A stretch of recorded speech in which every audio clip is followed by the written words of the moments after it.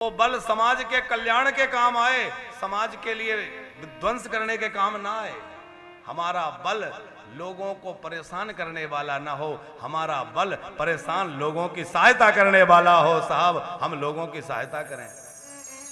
भगवान ने धन दिया है, दीनहीनों की सेवा में लगावें, गाय की सेवा में लगावें, साधु सेवा में लगावें, भागवत की सेवा में लगावें, जैसे हमारे सिंघल साहब लगा रहे हैं। भगवान ने कोई ऊंचा पद दिया है तो उस पद पर बैठ के समाज की सेवा का काम करें।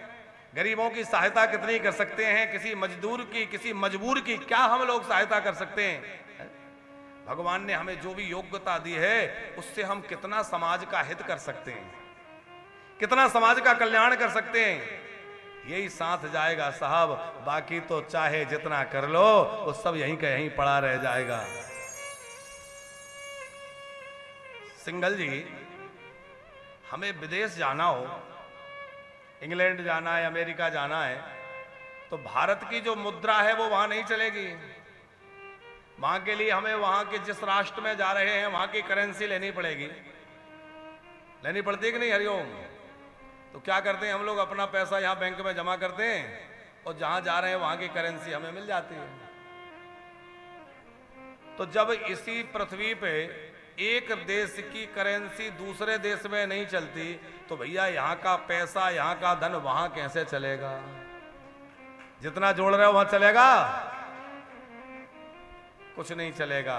पर हां, जैसे हम विदेश जाते समय यहां की बैंक में जमा कर देते हैं, वहां निकाल लेते हैं, उसी प्रकार कुछ ऐसी बैंकें भगवान ने बनाई हैं कि यहां जमा कर दो और वहां जाके मिल जाएगा। और ब्याज भी भगवान के यहां इतना मिलता है, इतना दुनिया की बैंक में मिल ही नहीं सकता। अरे भैया, वो बैंक कौन सी है? वो बैंक है सत्कर्म की, वह है दान की, वह है सेवा की।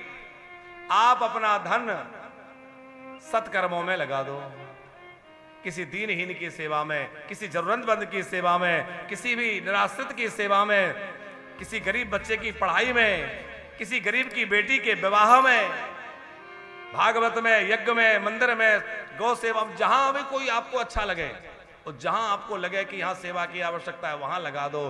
तो आप यहां जमा करेंगे, लाखों लाख गुना होके आपको वहां प्राप्त हो जाएगा। है वो बैंक ऐसी है, बहुत ब्याज देती है।